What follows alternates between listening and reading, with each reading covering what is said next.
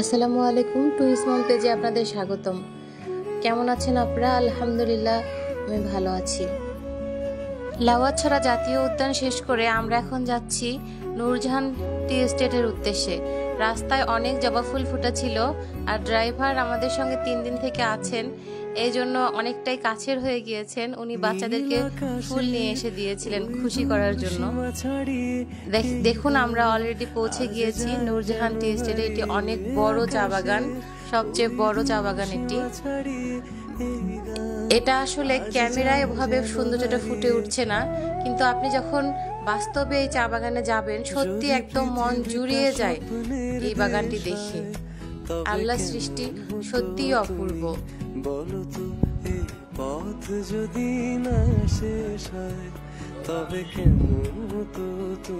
পাহাড়ে কিন্তু চা পাতার পাশাপাশি সবচেয়ে বেশি চাষ হয় আনারস এবং লেবু।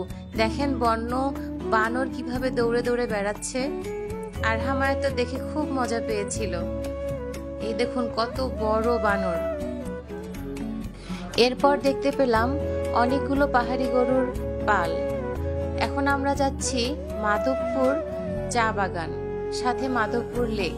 এখানে আমাদেরকে গাড়ি আটকিয়েছিল টাকা নেয়ার জন্য। পিছনে নাকি এক সরকারি গাড়ি আসছে, তাই আর টাকা না নিয়ে তাড়াতাড়ি আমাদের গাড়িটা ছেড়ে দিয়েছিল। তো চলুন যাওয়া যাক মাধবপুর লেকে। এটা হচ্ছে চাঁদের গাড়ি। এই গাড়িটা দেখলে আমার মেয়ে বারবার চিৎকার করে বলে ওঠে, বাবা দেখো দেখো চাঁদের গাড়ি। এই তো এখন আমরা পৌঁছে গিয়েছি চা বাগানে। বসে চা খাওয়ার যে ফিলিংস, আলহামদুলিল্লাহ। একটু ভালো করে লক্ষ্য করুন, একজন মহিলা মাথায় একটা বোতল নিয়ে হন হন করে হেঁটে যাচ্ছে। তার স্কিলটা একবার আপনি চিন্তা করুন। আমাদের চা খাওয়া শেষ, এখন আমরা মাধবপুর লেকের কাছে যাচ্ছি। তো বাগানে চা পাতা তুলছিলেন এক আপু, একজন না অনেকজন তুলছিলেন। উনি চা পাতা এনে আরহামের হাতে দিলেন। ওনাদের সঙ্গে অনেকক্ষণ গল্প করলাম। ওনারা অনেক অবহেলিত, প্রত্যেক মাসে ঠিকমতো নিজের প্রাপ্যটুকু পায় না। অনেক গরম লাগছিল, তাই একটু লেবুর শরবত খেয়ে নিলাম। এই লেকের মধ্যে যে পার্পল কালারের ফুলগুলো, শাপলা ফুলগুলো দেখতে পাচ্ছেন, এগুলো লাক্স পার্পল কালার বডি ওয়াশের যে সেন্ট, একদম সেম সেন্ট ছিল এই শাপলা ফুলের মধ্যে। এত সুগন্ধযুক্ত শাপলা ফুল আমি কখনোই দেখিনি। এখন আমরা আইসক্রিম নিলাম। এক পাহাড়ি আপু আইসক্রিম নিয়ে এসেছিলেন।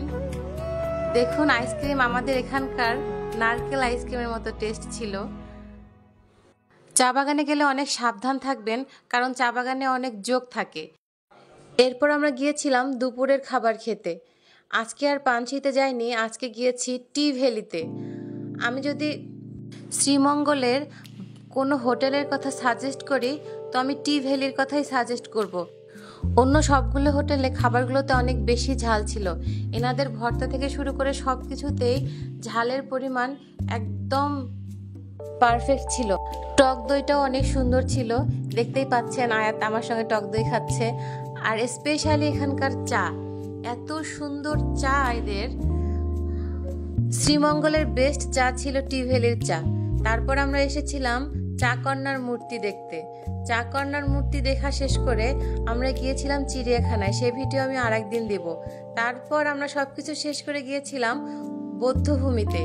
বৌদ্ধভূমিতে বিজেপি ক্যাম্প রয়েছে, এখানে আমরা অনেকক্ষণ বসেছিলাম। আসলে সারাদিন ঘুরতে ঘুরতে আর হাঁটার কোনো এনার্জি ছিল না, তাই আর হেঁটে হেঁটে ভিতরে দেখা হয়নি তেমন। এরপর এক বেকারি থেকে আমি রাতের খাবার নিয়েছিলাম। তারপর দেখুন আরহাম আয়াত রিসোর্টে ফিরে কিরকম চিল করছে ঘরের মধ্যে। আজকে এই পর্যন্ত। ভালো থাকবেন, সুস্থ থাকবেন, লাইক করবেন, কমেন্ট করবেন, প্লিজ শেয়ার করবেন, আর টুইন্স মম পেজের সাথেই থাকবেন। আল্লাহ হাফেজ।